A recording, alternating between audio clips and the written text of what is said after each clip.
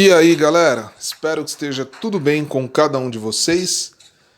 E nesse domingo, 12 de julho de 2020, aliás, a gente pode até trocar o 2020 por pandemia, né? 12 de julho de pandemia, porque essa pandemia tá acabando com o ano de 2020. A gente já tá na metade do ano e o ano não andou. Não aconteceu nada, muito pelo contrário, só aconteceu. Infelizmente é triste falar essa palavra, mas só aconteceu desgraça. A gente tá tendo que ficar trancado em casa, a gente tá com medo de se contaminar, de contaminar nossos familiares. Muita gente, infelizmente, perdeu a vida. Quem não perdeu a vida acabou perdendo emprego. E a gente está numa situação muito difícil. Então estamos no ano de. Estamos no dia 12 de julho do ano de pandemia. Galera, o vídeo de hoje, desse quadro Memórias de uma Infância Gamer, eu vou contar uma história que é até emocionante pra mim. Eu não tô brincando, é realmente um pedaço bem grande da minha infância que eu vou falar aqui nesse vídeo. Esse quadro é o quadro que eu mais gosto de fazer, né? Esse canal é recém-criado, então já contei algumas histórias. Eu cresci com os videogames, desde que eu tenho consciência de ser humano, eu já tinha um videogame em casa. Então os videogames eles acompanharam toda a minha infância, toda a minha adolescência e continuam me acompanhando na minha vida adulta. Então eu vivi todo tipo de história que vocês possam imaginar. De videogames que eu tive, de jogatinas em locadoras, de fliperama no boteco também, né? Quem cresceu aí nos anos 90 sabe como que era você ter que ir num boteco para jogar aí os jogos do arcade. Então eu vivi muitas histórias. E eu quero que com esses vídeos, dentro desse quadro, que eu possa manter acesa aí essas memórias, que muita gente, ao ver esses vídeos, possam também se identificar por ter vivido histórias aí semelhantes, né? E que essas memórias não se apaguem. Depois que a gente atinge a vida adulta, infelizmente, muitas coisas que a gente passou na nossa infância acaba se perdendo, porque vem a pressão do mundo. Casamento, família, dívidas, filhos, emprego. Então essa pressão ela é tão grande que ela acaba aí, infelizmente, engolindo muitas coisas que a gente viveu. Então eu procuro sempre manter ativo isso na minha cabeça. Eu não gosto de esquecer. Eu sempre busco, como eu falei em vídeos anteriores, eu gosto muito de coisas retrô, que também fizeram parte da minha infância, naturalmente. Então eu consigo lembrar com muita clareza a maioria das coisas que eu vivi na minha infância. Graças a Deus aí por eu estar sempre perto de jogos, de filmes, de desenhos que eu assistia na infância, tudo fica bem fresco na minha cabeça, nessas memórias. Então eu sou um adulto apenas de tempo de vida, apenas de idade, porque as coisas que eu gosto de fazer, as coisas que eu gosto de consumir, né, de jogos, desenhos e filmes, é praticamente as mesmas que eu gostava aí durante a minha infância, durante a minha adolescência. E como eu mencionei aí em outros vídeos, o meu primeiro videogame foi um Atari 2600. O meu pai comprou ele em 1990, eu tinha 4 anos de idade, o meu irmão tinha 9, meu irmão tinha 8, ele é 4 anos mais velho que eu. E eu lembro perfeitamente que esse videogame ele era a alegria da casa. Eu sei que na época já tinha aí os 8 bits, de repente Mega Drive, Super NES também já estava chegando, e a gente ainda estava com Atari. Eu acredito que meu pai, eu não sei porque o meu pai comprou justamente um Atari, ele deve ter imaginado que a gente era muito pequeno e não compensava gastar dinheiro com um console melhor. Talvez ele também nem tinha condições disso, né? Então ele comprou esse Atari 2600 e a gente era a alegria da casa, a gente jogava muito.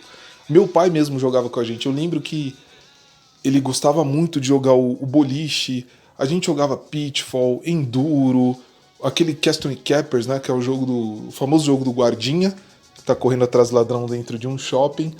A gente jogava River Raid. Era assim, era uma infinidade de jogos. Meu pai ele sempre comprava cartuchos.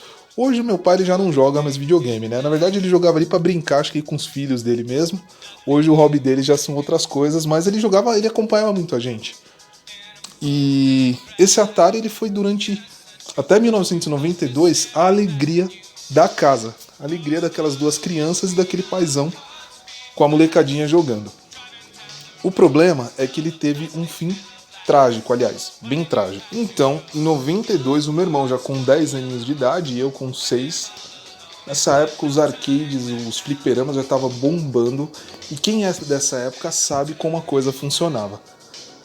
Principalmente em bairros de periferia, que era onde eu sempre morei. Os arcades, eles ficavam dentro de uns botecos. Era aqueles arcades pirata, velho. Eles tinham até um cinzeiro entre os dois controles, assim, entre os dois manches. Tinha aquele cinzeiro que parecia, né, um órgão genital feminino ali. Vocês entendem o formato dele. E o que acontece? A maioria dos pais não gostava que seus filhos frequentassem esses lugares. Inclusive, muitos lugares onde tinha um arcade não é uma... Isso não é uma teoria da conspiração, isso realmente acontecia. Era lugar onde passava drogas, se ofereciam drogas, se vendiam drogas. Isso acontecia em muitos botecos. De repente, os donos dos botecos nem sabiam. Tava aquele bando de moleque ali jogando. Os traficantes se enfiavam no meio da molecada para passar droga, para oferecer. Isso acontecia muito. Então, assim, o meu pai e a minha mãe, eles odiavam fliperama. A gente era muito pequeno. Pensa numa criança de 6 anos. Eu mal saía de casa. Eu brincava na porta da minha casa. Meu irmão, com 10 anos, já era um pouco mais ousado. Ele, na época, não era tão perigoso quanto hoje, né? Então meu irmão já batia a perna por aí, mesmo sendo uma criancinha de 10 anos. E ele vivia dentro desses fliperamas. Minha mãe ia lá, tirava ele de dentro dos fliperamas. E apanhava, né? Porque ele apanhava. E ele vivia dentro desses fliperamas. Minha mãe ficava louca da vida. Claro, seu filhinho de 10 anos, num monte de velho cachaceiro lá, um lugar que você sabe que passa droga, e seu filho lá no meio. Só que meu irmão era terrível, ele fugia e ia pros fliperamas. Meu pai, ele sempre foi um paizão, ele sempre deu tudo pra gente, questão de...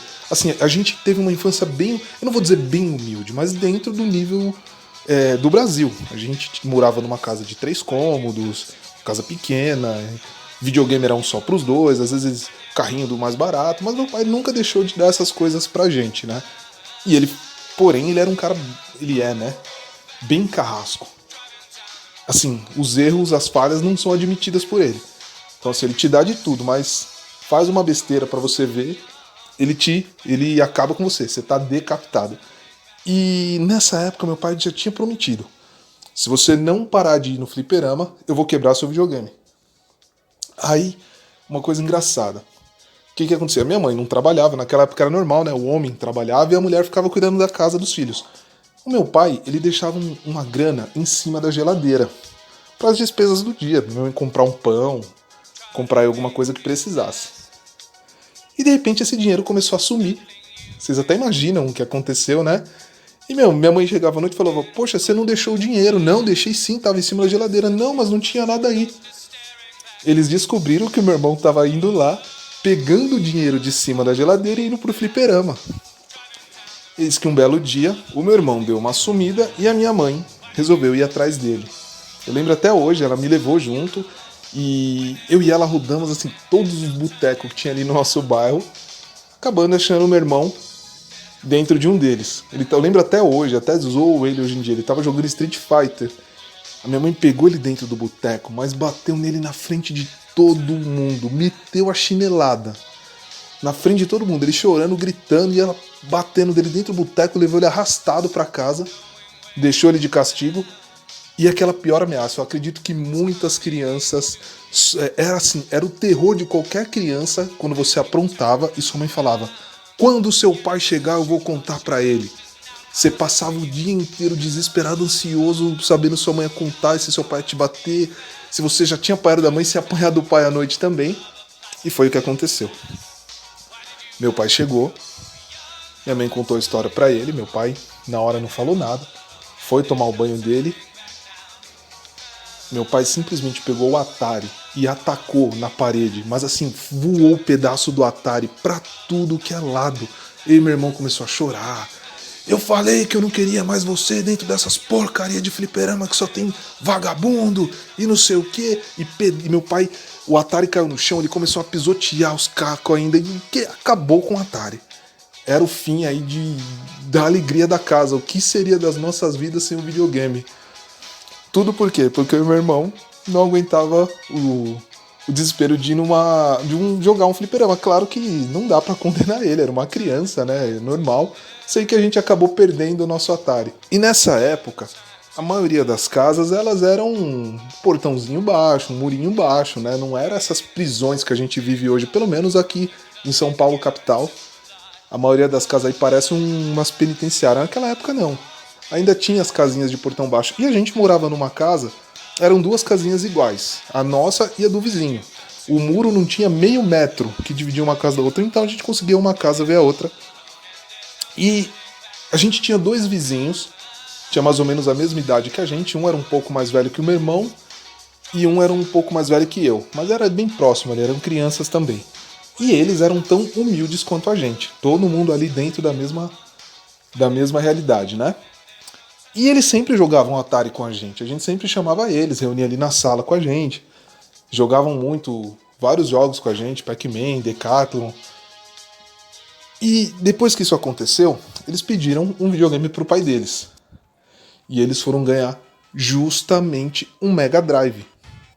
Vocês conseguem imaginar você passar de um Atari para um Mega Drive. E eu até falei isso em um outro vídeo também. Costumam dizer que a criança tem um coração puro, que a criança é bondosa, né? Existem algumas ressalvas, né? Criança com brinquedo novo, como eu falei no outro vídeo, ela vira um verdadeiro demônio. E foi o que aconteceu. Eles com aquele Mega Drive, a gente sem videogame nenhum, esses vizinhos faziam uma inveja terrível pra gente. E a gente dentro da nossa casa, ouvindo aquele barulhinho do Sonic, aquele barulhinho do pulo do Sonic, a musiquinha da Green Hill, que é a primeira fase, era terrível. A gente olhando, a gente ouvindo aquilo e não tendo videogame nem em casa. E pra piorar, sabe o que eles faziam? Chamavam a gente também. A gente chamava eles na época pra jogar Atari, né? Normal, é natural que eles também convidassem a gente pra jogar Mega Drive. Mas não, eles convidavam a gente pra olhar. Vem cá, vem ver o Mega Drive. Chegava lá na sala, tá, mas eu vou jogar e você vai só olhar, tá? Então passava a tarde inteira, eu e meu irmão sentado ali na sala, olhando eles jogando, sem nem chegar perto do controle. E claro, na época não era igual hoje, que você pode ver um jogo pela internet, nem nada. A gente, sendo crianças ali, só de estar na sala, vendo ali uma tela de jogo do Mega Drive, a gente tava no céu. Então, mesmo morrendo de vontade de jogar, olhar era melhor que nada. Então isso durou um bom tempo. Não sei se chegou a durar quase um ano ou alguns meses. Essa situação de a gente não ter videogame e ficar olhando os vizinhos jogar Mega Drive. Então, galera, a mãe, como sempre a mãe tem um coração um pouco mais bondoso, sempre tem a capacidade de quebrar o gelo do coração do pai, né? Praticamente obrigou meu pai a comprar um videogame pra gente. Obrigou. Foi aí que meu pai levou a gente pra comprar um videogame. Eu lembro até hoje que foi numa locadora. Pra quem é da zona leste de São Paulo, chama Concel. Essa locadora ela existe até hoje, não como locadora, obviamente, ela se tornou uma loja de games, né? Mas ela ainda existe lá no mesmo local. E chegando lá, a gente queria um Mega Drive. Porém, nessa época, o meu pai estava desempregado. Ele tinha acabado de ser desempregado. E ele não estava com uma condição muito boa. Foi aí que ele acabou comprando o Master System, que era um pouco mais barato que o Mega Drive. E também era um videogame até então popular, né? Muita gente tinha, ele via propaganda do Master System na televisão porque passava. E ele acabou, bom, vou comprar um Master System. Foi o que ele fez, comprou pra gente o Master System. Uma coisa bem engraçada, nesse primeiro dia a gente já saiu da locadora, onde a gente comprou o videogame numa locadora, um videogame usado, tá? Na hora de alugar fita, meu pai sempre foi assim, é uma fita só pros dois. Não tinha essa de, é duas crianças, cada um escolhe uma. Não, é uma e os dois vão jogar junto.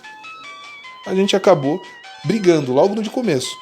Meu irmão queria alugar Shinobi, porque ele já tinha ouvido falar desses vizinhos, que Shinobi era um jogo de Master System igual do fliperama. E eu, criancinha, vi aquele jogo do Tom e Jerry. Não, eu quero Tom e Jerry. E ficou aquela briga, meu pai já vai começar, não vou comprar mais nada. Normal, né? Acabamos alugando Tom e Jerry, meu irmão acabou cedendo, né? Dificilmente isso acontecia, porque ele era mais velho, eu sempre saía perdendo, mas dessa vez ele cedeu e a gente alugou Tom e Jerry. Daí começou uma... Assim, como eu posso te explicar? Aquela invejinha de ver os vizinhos com o Mega Drive e a gente sem videogame nenhum, não se encerrou com o Master System, porque, óbvio, o Mega Drive era bem superior ao Master System, né?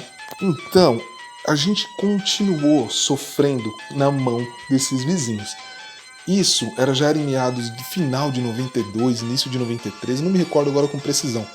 Isso durou até o Natal de 1995. O que acontece?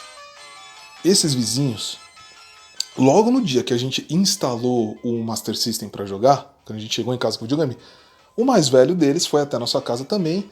E o Master System era aquele que vinha com um Hang-On na memória. Vinha um Hang-On e vinha também o Safari Hut, né? Aquele também Maze, que era aquele joguinho do labirinto. A primeira coisa que esse vizinho falou: Hang-On, esse jogo também tem pro Mega Drive, só que o do Mega Drive é bem melhor, chama até Super Hang-On.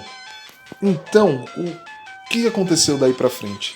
Eles continuavam chamando a gente pra olhar eles jogando, e sempre a gente via aqueles jogos, a maioria os principais jogos de Mega Drive sempre tinham suas versões pro Master System. Claro que eram versões reduzidas, era um downgrade, né? Embora muitas delas sejam até mais divertidas que a do Mega Drive, como é o caso dos jogos de verão, mas esse é um outro assunto. Então eles chamavam a gente pra olhar, e a gente depois ia desesperado atrás da versão do Master System na locadora e jogava ali sonhando com a do Mega. Então isso aconteceu com vários jogos. Streets of Rage, Paperboy, Golden Axe, Altered Beast. Foram muitos jogos, Castle of Illusion, que a gente via as versões do Mega Drive na casa desses vizinhos e depois ia, alugava de Master System e jogava ali meio que sonhando com a do Mega Drive. Então a gente sofreu muito, e eles viviam falando, porque às vezes ele era um pouco mais velho, né? Desses dois irmãos, também o mais velho deles era até mais velho que o meu irmão. Então ele tinha um conhecimento um pouco melhor. Então a gente estava lá na casa dele, ele estava jogando Paperboy. Esse jogo também tem pro Master System? Tem, só que o do Mega é melhor. Era o que ele falava. Era assim, um filho da mãe, como eu falei, criança com brinquedo novo era um demônio. Tem, só que o do Mega é melhor. Era o que ele sempre falava. Fazia assim, pisava na gente, fazia a gente se sentir lá no chão, né? E isso durou, como eu falei, até mais ou menos 96. Um detalhe, hoje eu agradeço muito pelo meu pai ter me dado o Master System. Na época, quando você é criança, é uma outra visão. Mas hoje eu olho pra trás, eu tenho o Master System até hoje, e foi o melhor é o meu console favorito. Não, que seja a memória nostálgica, eu acredito que não seja, porque ainda hoje eu jogo os jogos de Master System e gosto de jogar. Não só pra relembrar, porque tem muitos jogos que eu nem conheci na época, como é o caso do Spellcaster, por exemplo, que eu só conhecia 2 anos atrás. E gosto muito de jogar, eu vejo o quanto o Master System é um console sensacional. Talvez se meu pai tivesse me dado um Mega Drive, eu teria passado por cima do Master System, talvez hoje eu nem conheceria o console aí só um pouco, né, de jogos famosos e tal. Mas graças a Deus eu ganhei o Master System e vivi muito com ele durante esses anos, jogando de tudo, mesmo sonhando com o Mega Drive, o que eu tinha no Master System e era o que eu jogava. E essa foi a minha principal história com o Master System. Galera, o vídeo tá ficando um pouco longo, então eu vou ter que parar por aqui. Ainda tem a segunda parte. Obviamente a história não para por aí, por quê? Porque teve a vingança. É claro que teria vingança, a gente não seria humilhado, pisado, ter sofrido tanto sem dar o troco. Então teve a vingança. Porém, a vingança é uma história bem engraçada também, mas ela vai vir numa parte 2. Essa vai ser então a minha história, a minha triste história com o Master System parte 1, e a nossa vingança eu vou contar na parte 2, tá bom? Galera, foi como eu falei, eu fico muito emocionado em fazer esse tipo de vídeo, é um pedaço muito bacana da minha infância que eu quero lembrar disso pro resto da vida, porque eu acho que quem viveu essa época com tanta intensidade sabe o quanto isso é importante. Eu tive uma infância onde a felicidade, graças a Deus, assim, ela beirava o absurdo de tão boa. Eu cresci ali no começo dos anos 90, que talvez seja uma época onde a última infância saudável existiu. Não que eu tô dizendo que hoje crianças não têm uma infância saudável, mas é outros tempos. Naquela época as tecnologias eram limitadas, a gente brincava na rua, a gente ia até a locadora alugar fita. Para assistir um filme, você tinha que esperar o fim de semana para alugar uma fita de videocassete e um filme só pro fim de semana inteiro. Diferente de hoje, que as crianças abrem aí o Netflix e tem 50 opções de filmes e desenhos. A gente, quando não alugava, tinha que esperar o filme passar na TV. Quem não se lembra da época que o SBT, logo no início do ano, mostrava o catálogo de filmes do ano inteiro e você ficava, nossa, que legal, esse ano vai passar Space Jam no SBT, você esperava por meses. Enfim, não vou me alongar muito nisso, senão eu vou ficar aqui falando o dia inteiro. Mas galera, eu tive uma infância muito feliz, então esses vídeos, eles me emocionam, eu fico muito... Eu não sei te dizer a mistura de sentimentos que me dá quando eu faço esse tipo de vídeo. Então, se você gostou da história, se você se identificou, não deixa de curtir e principalmente não deixa de comentar, porque eu quero saber de outras pessoas também que viveram esse tipo de história. Eu quero que vocês comentem para que a gente possa conversar e trocar essas memórias, que eu tenho certeza que o mesmo sentimento que eu tenho, muitos que viveram isso também têm. Então galera, eu vou ficando por aqui, eu espero muito o comentário de vocês.